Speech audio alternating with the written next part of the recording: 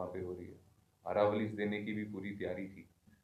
पर मैं धन्यवाद करता हूँ पूरे देश के लोगों का, और खासकर नॉर्थ इंडियन जो रेंज है यहाँ पे अरावली से, वहाँ के सभी लोगों का, और सभी एजेंसीज का, सभी सिविल सोसाइटीज का, जिन्होंने इसका विरोध किया।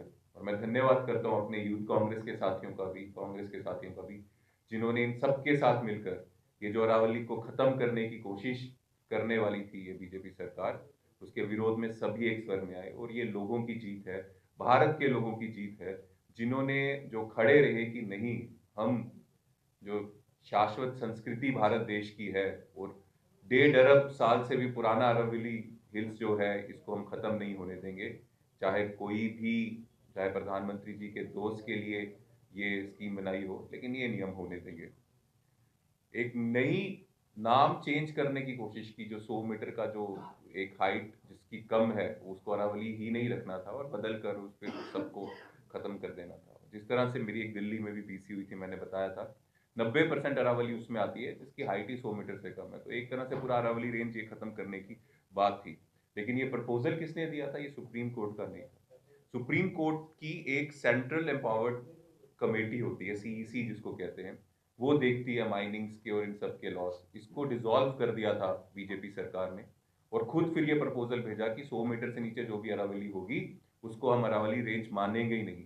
और जो फॉरेस्ट सर्वे ऑफ इंडिया है और जो सीईसी जो कमेटी जो सुप्रीम कोर्ट की जो इस चीज को देखती है, वो दोनों कमेटीज ये जो है, सरकार का ये जो प्रस्ताव था इसके खिलाफ थी कि ये गलत है, पर्यावरण के खिलाफ है।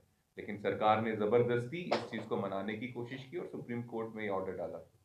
और सुप्रीम कोर्ट में फिर जब ये ऑर्डर आ गया, तो फिर से जब सभी लोगों ने, सभी भारतीयों ने इसके विरोध में, जो बीजेपी की ये चाल थी अरावलीज को खत्म करने की, कुछ लोगों को या कुछ दोस्तों को फायदा देने की, इस चाल को फेल कर दिया, क्योंकि सब एक आवाज में खड़े हुए और सबने बोला ये भारत माता का, अ, भारत माता का ये ट्रेजर है, ये भारत माता का ये जो खजाना है अरावली, इसको हम खत्म नहीं होने देंगे, और इससे पर्यावरण बचता है, हमारी आने वाली जनरेशन की जिंदगी बचती है। तो सब इसमें खड़े हुए, उसके लिए हमें बहुत खुशी है। पर बात यहाँ ही खत्म ना हो जाए, इसके आगे सुप्रीम कोर्ट का जो ये रीजन है उसको हम वेलकम करते हैं, लेकिन ये अधूरी जीत है। जब तक एक पक्का कानून इस पे नहीं बन जाता अरावली को बचाने का, तब तक ये जंग जो है ये हम जीते नहीं है। हाँ, इसका पहली लड़ाई हम जरूर जीते, लेकिन इसको आगे तक हमें हमें अलर्ट रहना पड़ेगा। हमें बिल्कुल अभी ये मान लें कि अब बीजेपी इसके ऊपर अपनी बुरी निगाहें जो है हटा देगी, मुझे लगता नहीं। वो कोशिश करेंगे। तो यहाँ सुप्रीम कोर्ट का ऑर्डर जब नया आएगा 21 तारीख को, वो देखते हैं उसमें क्या होगा। या फिर हो सकता है ये बीजेपी वाले हैं, ये अपने दोस्तों के लिए जो इनको फंड करते हैं, पैसा देते हैं, उनके लिए कुछ भी कर सकते हैं। पार्लियामेंट में कोई लॉ ना बना लें, जो ये जो 100 मीटर वाला लाए हैं, इससे मिलता जुलता लॉ, जिससे अरावली को नुकसान हो, नेचर को नुकसान हो और इनके दोस्तों को फायदा हो। तो हमारी डिमांड है, हमारी डिमांड ये है सुप्रीम कोर्ट से और केंद्र सरकार से भी, अगर आपको थोड़ा सा भी अपने किए में पछतावा है, क्योंकि ये प्रस्ताव आपने लाया था 100 मीटर वाला जिससे अरावली खत्म होती, थोड़ा सा भी पछतावा है, तो एक कॉन्स्टिट्यूशन कमेटी बनाइए जिससे अरावली रेंज जो है उसको सेंसिटिव इकोलॉजिकल जोन घोषित किया जाए, ताकि इसमें कोई छेड़छाड़ ना हो और प्रॉपर इंस्पेक्शन इस एरिया की हो।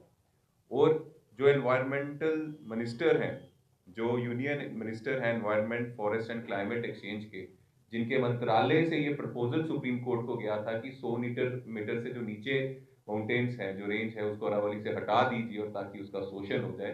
तो इतना महान सजेशन जिसने दिया था, और जो ये यूनियन मिनिस्टर कह रहे थे एनवायरमेंट के कि ऐसा कुछ नहीं है, सब कुछ सही है, इसको सही बताने की कोशिश कर रहे थे, सुप्रीम कोर्ट के ऑर्डर ने भी बता दिया कि ये झूठ बोल रहे थे और ये गलत थे। इनको रेजिग्नेशन देना चाहिए।